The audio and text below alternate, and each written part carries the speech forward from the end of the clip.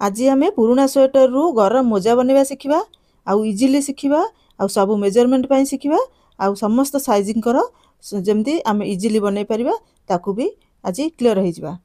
तो जय जगन्नाथ आपण समस्त को स्वागत मो चैनल रे। तो फ्रेंड्स केमती अच्छा आपण मैंने आई होप आपण मैंने बहुत भल थे भगवान कृपार समस्ते सपरिवार कुशल थे। तो फ्रेंड्स चलतु आज शिखिदेवा मोजा बनवा। गोटे स्वेटर रे आपणकर आराम से 3 जोड़ा बनीज आपणकर मोजा फ्रंट साइड्रे गोटे जोड़ा हो बैक साइड्रे गोटे जोड़ा हो आउ स्लीव्स दीटांगे गोटे जोड़ा हो आराम से 3टा जोड़ा आपणकर सक्स रेडी हो पूरा प्रोफेशनली हम आपन भी माने भाभी पारिबेनी कि ये हमरो किना हिची कि आपे घरे करछे किंतु किना ठार तो बेस्ट हबो। तो एबे चलंतु मेजरमेंट नै जिबा। हम गोडर मेजरमेंट दरकार पड़िबो एथिरे 2टा मेजरमेंट निहाती दरकार। हमर गोडर लेंथटा देखिदबा आगे। लेंथटा कोड देखिबा फ्रेंड्स हमर जो पछर एडीटा जो अछि एडीर मिडिल रे गोटे दाग दे देबे। ठीक अछि पेन साइज हो कि खड़ी साइज रो कोन साइज रे हमर मझी रे पछर जो गोइठीर मझी रे गोटे दाग दे देबे पूरा बीच बीच गोटे दाग दे देबे सेठु हमर सेंटर पॉइंट हे गला। तो सेठु हम कोन करिया मेजरमेंट टेप रे आपन कोन करिवे आगे सीधा रखिबे गोड़ को तापर हमर जो बुढ़ा अंगुली अछि बुढ़ा आंगुलटा सबुठू आमर जो आंगुलटा आपनकर हाइट थी अधिक बुढ़ा आंगुली हो पारे बेसी आंगुली भी जन जनकर थाए। तो सेई आंगुलीर आपण ऊपर रखिबे से जोठी आम चिन्हटा देइछंती से चिन्ह पर्यंत मेजर कर देबे। ठीक अछि मोर 10.5 आसला आपनकर 10 इंच आस पारे 11 इंच भी आस पारे 9.5 भी आस पारे। तो मोर 10.5 इंच आसला म त नोट कर देली। तो आमर पूरा परफेक्टली मेजरमेंट नेबे उलेन कपड़ा अछि। तो तापर आमे देखिदबा हमर चौड़ा। तो गोडर चौड़ाटा कोठी नबा जो जगह आमर ना बहुत सबुठारु मोटा जगह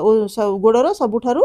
वाइड जगह जोटा अधिक ओसार जगह से ओसार जगहटा को आम आगे डिटेक्ट करवा तापर आम सेठू मेजरमेंट टेप रे ताकू नबा हल्का भाव नेबे जो टाइट करके नेबेनी कि पूरा ढिला नेबेनी आपनकर नॉर्मल जेमती नउचंती सेमती नेबे।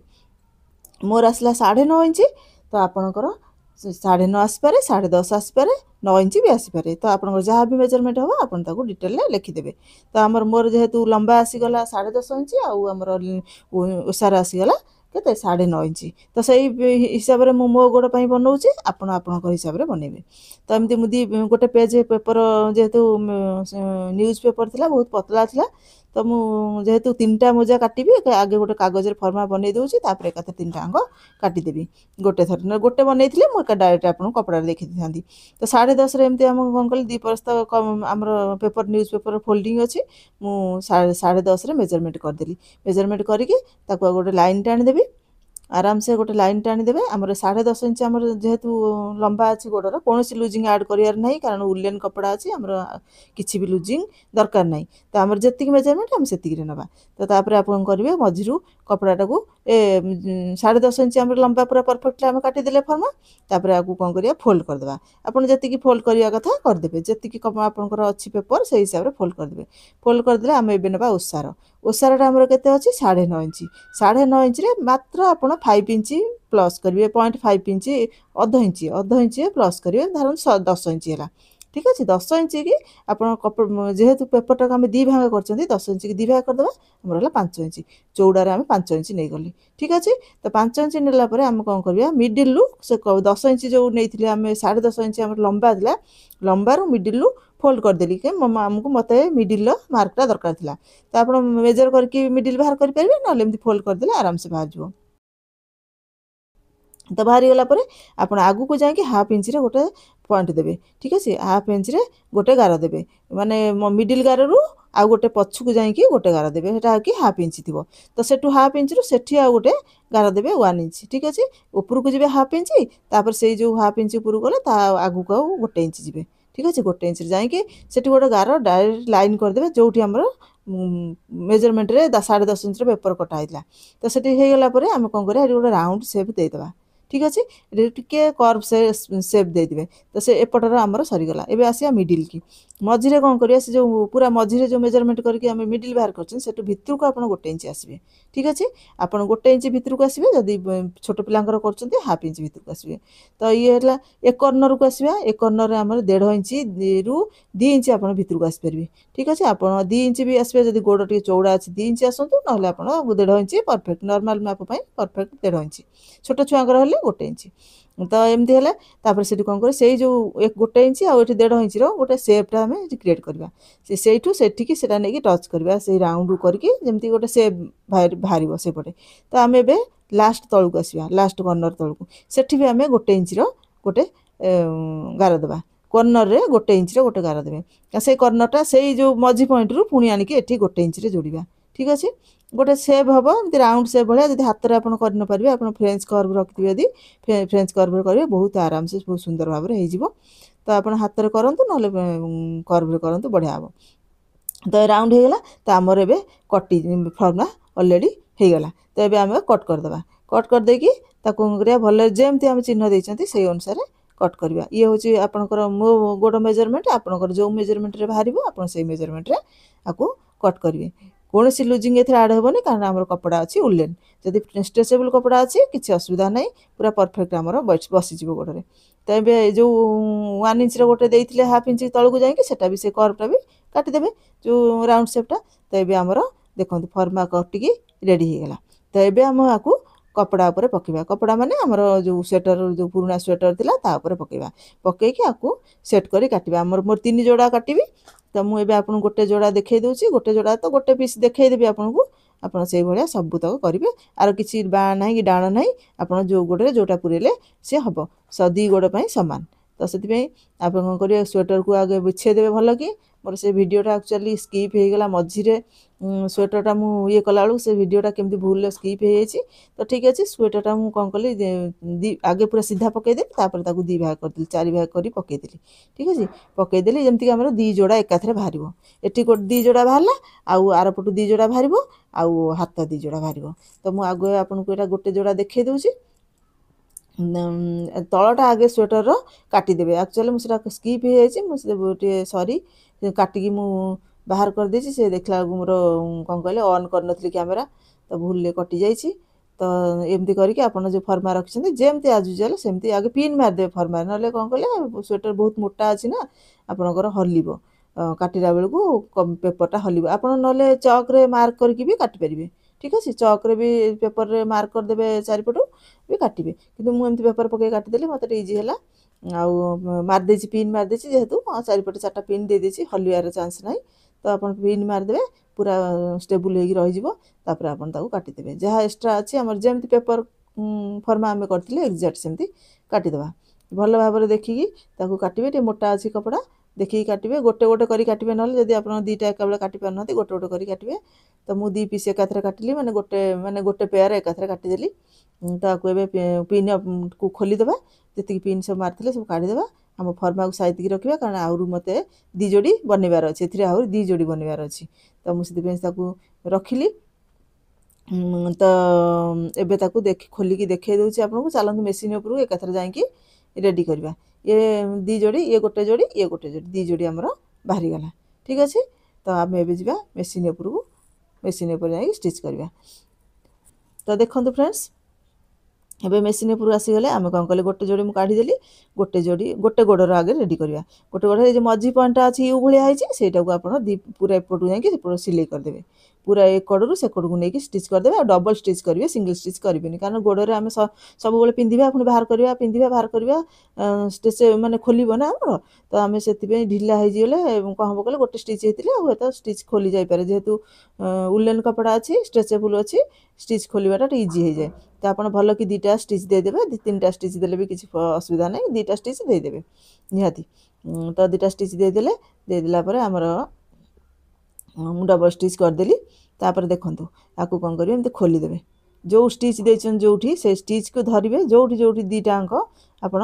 ସିଧା ପଟି ଦେଖନ୍ତୁ ସିଧାକୁ ସିଧା ରଖିବେ ଓଲଟାକୁ ଓଲଟା କରିକି ଏମିତି ଧରିବେ ମଝିରୁ ଆଗ ମିଡ଼ିଲ୍ଟାକୁ ସେଟ୍ କରିବେ ଠିକ୍ ଅଛି ମଝିଟା ସେଟ୍ କଲେ ଏଠି ଗୋଟେ ପିନ୍ କରିଦେବେ ପିନ୍ କରିଦେଲେ ତାକେ ଆପଣ ସଜାଡ଼ି ପାରିବେ 2 ପଟାଙ୍କ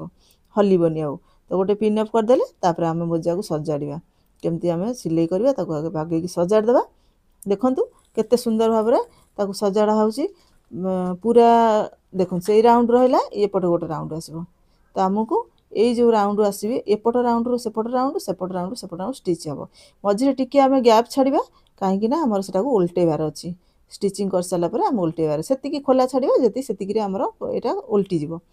मोजाटा जमी ओल्टीज से टी जगह छाड़ा एपटू एटी आनिक स्टिच कर छाड़देवे सेपटू से स्टिच कर छाड़देवे सब खाली मझे टे गैप रहा 1 इंच 1.5 इंच खोला रखिथे ताकि आम ओल्टे पार आमर कपड़ाटा ठीक अच्छे। तो यही हिसाब से करके